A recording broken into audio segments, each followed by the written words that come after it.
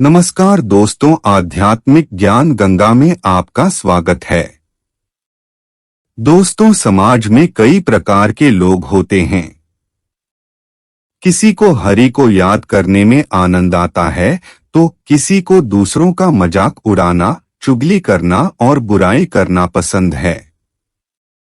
आज के समाज में लोग सामने से अच्छा बोलते हैं, लेकिन पीठ पीछे वे आपकी बुराई ही करते हैं। हमें लगता है कि ऐसा करना पाप नहीं है, क्योंकि हम किसी की हत्या नहीं कर रहे और न ही किसी को प्रताड़ित कर रहे। परंतु यह पूर्ण सत्य नहीं है। आइए इसे हम एक प्रसंग के माध्यम से समझते हैं।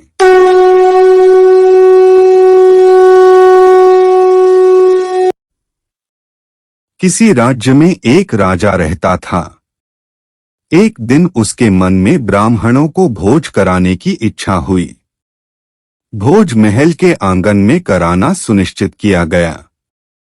अगले ही दिन भोजन बनाने के लिए रसोइया, हलवाई इत्यादि को बुलाया गया और भोजन बनना शुरू हो गया। भोजन महल के आंगन में बन रहा था, जिस कारण ऊपर खुला आसमान था, जिस पर एक चील एक सांप को अपने पंजे में जकड़कर ले जा रही थी। सांप खुद को बचाने की कोशिश कर रहा था। खुद को बचाने के लिए उसने अपने जहर को चील के ऊपर फेंका, जिसके कारण उसकी कुछ बूंदें महल के आंगन में बन रही खीर में जाकर गिर गई। परंतु जहर गिरने की जानकारी किसी को न लगी। जब ब्राह्मणों को भोजन कराया गया तब वह खीर भी दी गई, जिसे खाकर वहां उपस्थित सभी ब्राह्मण की मृत्यु हो गई। राजा और बाकी सब बहुत दुखी हुए। किसी को पता नहीं चला कि यह कैसे हुआ।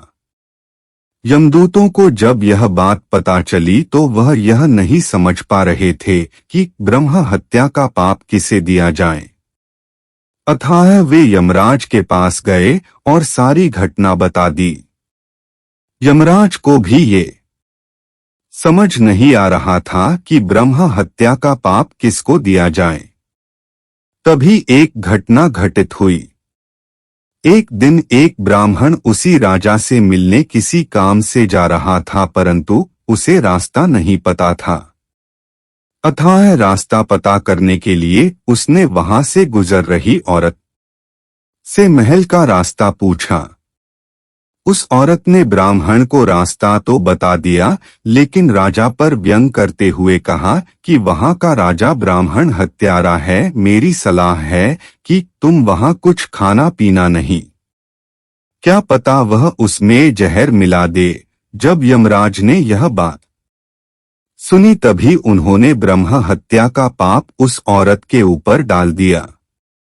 यमदूत भी आश्चर्य पर पड़ गए और यमराज जी से पूछा कि उस औरत की तो ब्रह्म हत्या में कोई भूमिका नहीं थी, फिर आपने सारा पाप उसके ऊपर क्यों डाल दिया। यमराज ने कहा, ब्रह्म हत्या में न तो राजा का कोई दोष था, न ही रसोइये का, न ही उस चील का और न ही सांप का कोई दोष था। ब्रह्म हत्या होने से सभी बहुत दुखी थे। परंतु जब इस स्त्री ने उस ब्राह्मण को यह बात बताई तो उसके मुख में कोई दुख नहीं था, बल्कि वह राजा को ब्रह्म हत्यारा कहकर उसका उपहास कर रही थी। अर्थात बिना सत्य को जाने किसी की निंदा करना घोर पाप है। इसलिए मैंने ब्रह्म हत्या का सारा पाप इस औरत के ऊपर डाल दिया है। इस प्रसंग से यही ज्ञात होता है कि बुराई, चुगली करने से हम अनजाने में ही कब किसी का पाप अपने ऊपर ले लेते हैं और हमें पता नहीं चलता।